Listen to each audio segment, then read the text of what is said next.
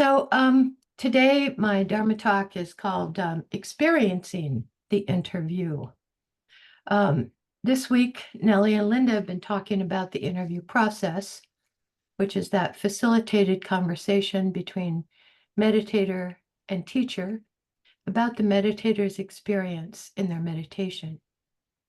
I'm appreciating the focus on this aspect of our practice, and I want to talk about this from the perspective of how being interviewed has deepened my own meditative experience.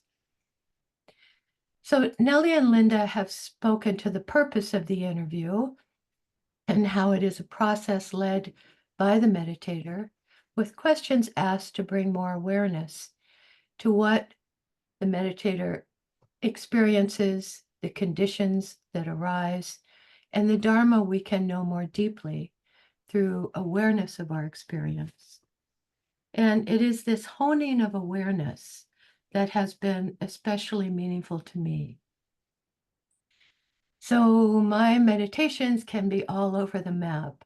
Some are deep, rich with meaning, and can lead to shifts in my experience of self, of others, of life, of dukkha.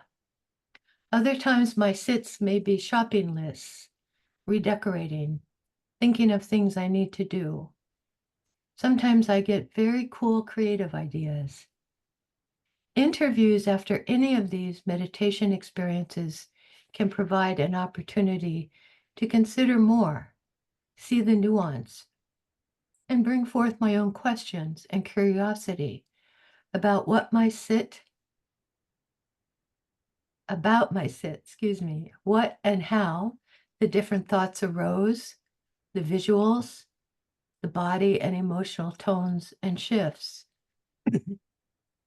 Both the reflection after meditation, which we usually journal, and the interview process can lead to not only knowing my meditation process better, but also knowing myself better. Gentle questions that help me tune into myself as a meditator, that invite zooming in or out on some aspect of my experience, have helped me over time to recognize habitual patterns, views, positions I take towards my own experiences and those of others. My meditations are often talking to me, and by spending time with them, reflecting through my own or a teacher's questions, I learn to listen more closely, to pause to hear better, to notice what whispers and what shouts. A Dharma teaching might become clear through this exploration and anchored internally as I am led gently towards seeing it play out in my meditation. I can move from understanding a concept to knowing it in my body-mind experience, and this can bring change. An example for me is coming to a deeper knowledge of impermanence and conditionality through meditation and reflection. I've lived with anxiety all my life, fears of what has happened or can happen. So I'm going to share from a Dharma talk I wrote a few years ago, back when we were first in the pandemic, because I think it brings home the potency of this reflective process. So this is from that talk. In my sit the other day, I saw myself on a raft amidst rapids, finding my way around rocks and through channels of rushing water. Suddenly, I saw my children, my grandchildren, thrashing in the icy water, at risk of drowning. I began to pull them into the raft until we were over full, ready to capsize. I was able to get to shore. We sat in a circle around a fire we had built. We were safe and together, our faces lit by the flames. In reflecting, I understand how this arose.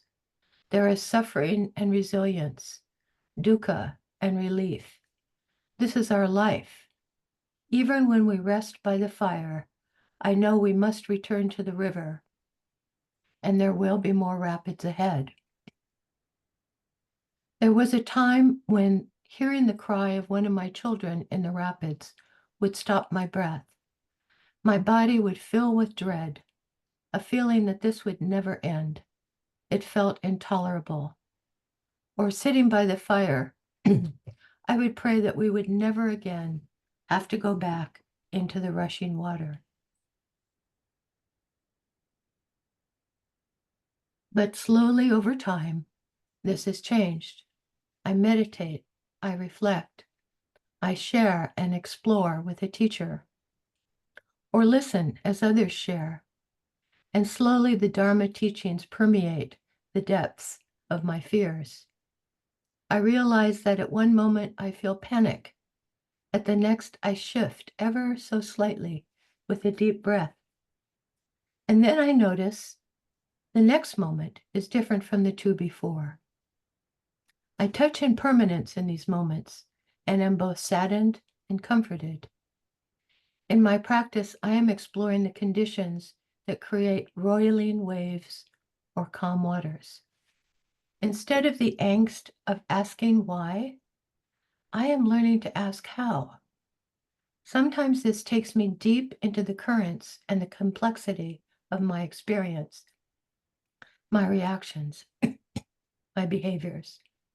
This can feel freeing, a loosing of my habitual binds or a more spacious understanding.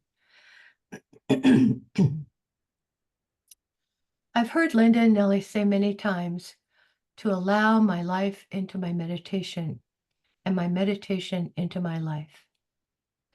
As I learn to do this with kindness towards myself, I find I can hold my seat with greater calm, or at least not get thrown out of the boat. So I'm coming back to today's talk.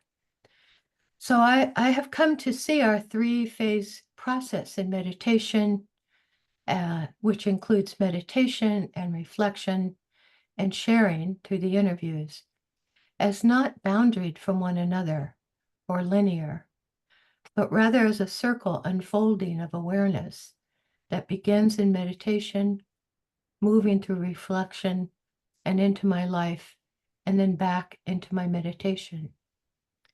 The questions that come in interview help me understand the depth, the how, and bring curiosity, and lead me away from the angst of why.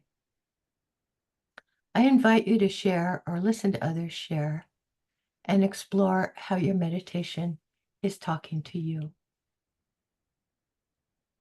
So we will have, excuse me, we will have 30 minutes of meditation, and we'll then have 10 minutes